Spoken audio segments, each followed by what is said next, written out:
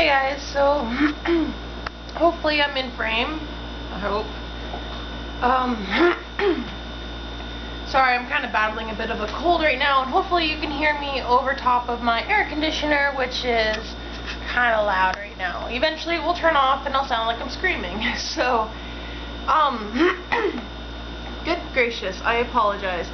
So, recently I always go through my comments and everything else, and I had a couple people, like I had one private message, but I also had someone else comment about like horses with arthritis. Is there a way to check for it and everything else? So this is kind of be like a two-part video. There will be horses in the next part. Right now I wanted to kind of sit and do like a talk with you, so I can kind of explain the arthritis to people who may not know exactly, and this will also give you a list of symptoms to look for and everything else. And then once we go over this, I will have another video. I will probably edit it either into this one or it will be up a couple of hours after this one on the same day. So just because I currently can't get out to my horses today, I was there this morning, but I couldn't stay for very long and film because of work and everything else and being ill. So the second part might be a little bit late. I'm hoping not, but we'll see.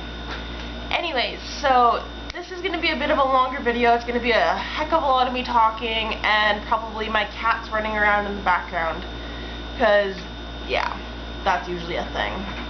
So anyways, arthritis in horses, it is most common in elderly horses or off the track horses that have been run too young.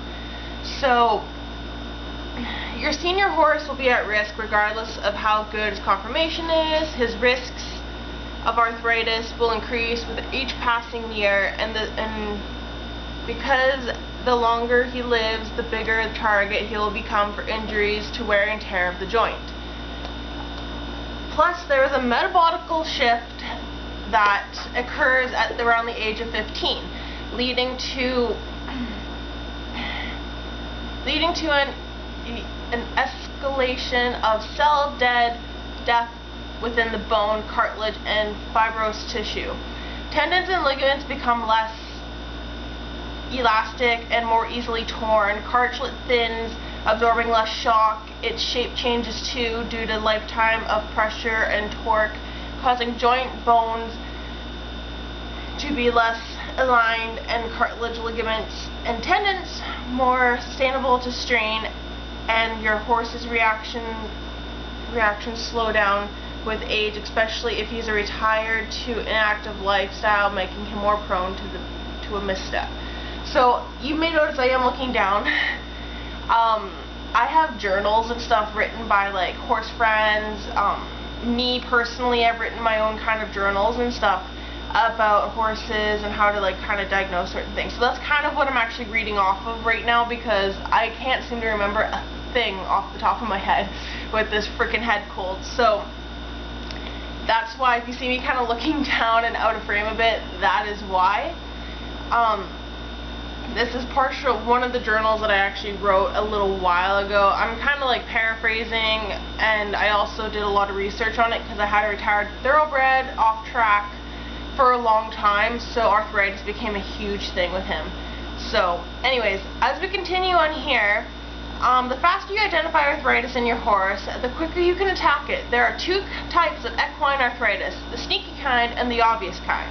In the obvious kind, the joints being traumatized or infected, so it's sore enough to cause lameness. Your horse is lame, you call a vet. The sneaky kind, the joint isn't sore at first, and so little to no lameness, but that doesn't mean arthritis isn't marching forward. The first signpost will be joint puffiness. If you don't look for it, you'll likely miss it and miss out on your chance to minimize the future joint damage. And here are some of the signs for the second one here. Slight puffiness in the lower leg joints, stiff, choppy gait when you first begin to work, which improves as he warms up, and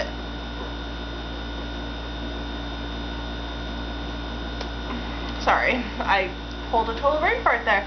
And reluctance and or resistance to performance maneuvers as previously came easy for him, such as stops, collection. He may raise his head and hollow his back. So basically, if you're going to buy a horse that is elderly over the age of 15, you will need to do these types of exams. I would recommend a vet bringing along and all that kind of stuff. So there's all that in the process too. Like, it's not always detectable. Like, when I got my retired racehorse, he had no signs of arthritis, and I mean, we checked, and since we had him, he retired and went into a show jumping career.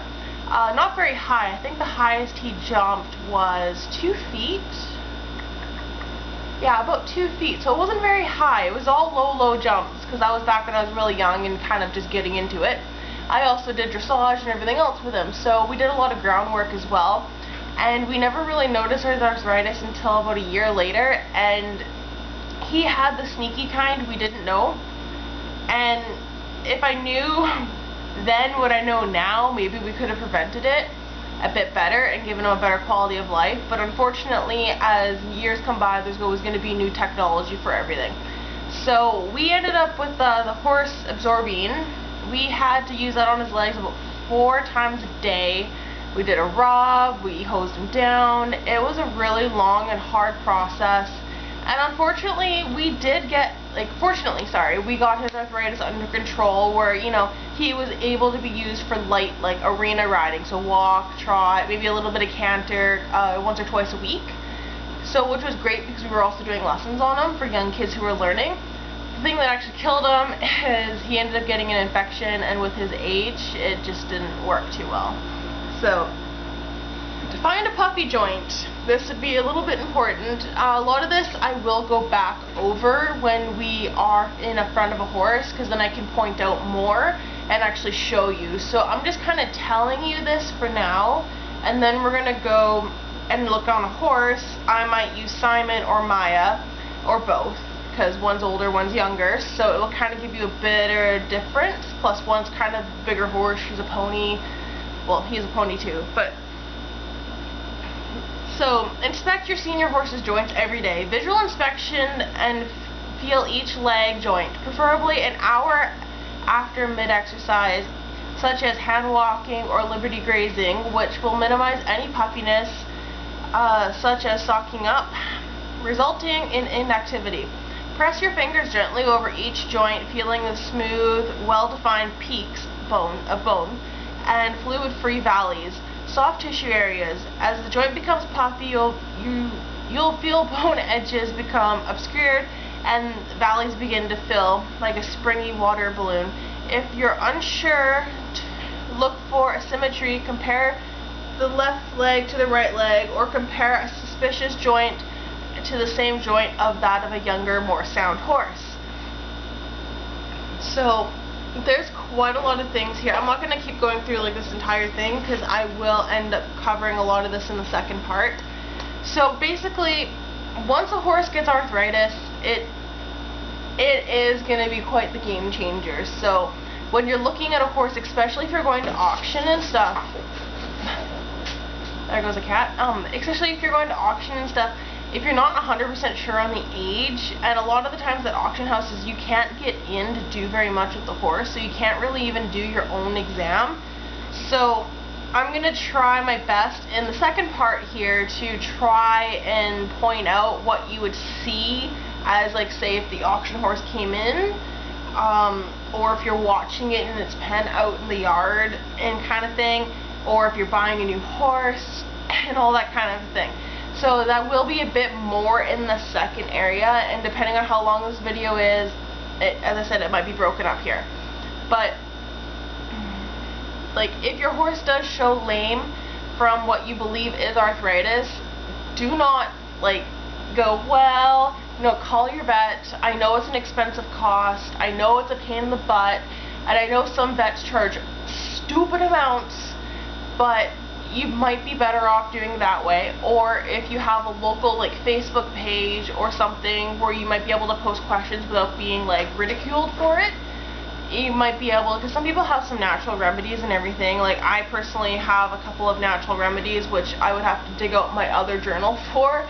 And so with that being said, like, there's more than one type of way to deal with arthritis. There is the chemicals, all the enhancements, it so varies. Horses are like raising children. Not everyone agrees with what you're doing, and some people will like report you. I've been reported myself to the SPCA for the way I treated my animals. Obviously it was dropped, nothing came of it. So a lot of people are so different when it comes to horses. It is ridiculous. So if I use a herbal method on my horse, I could get reported for animal cruelty because I'm not spending the money on a vet. Which is exactly what happened when Maya had her injury. If you watched the videos, I think last year, I believe I posted it.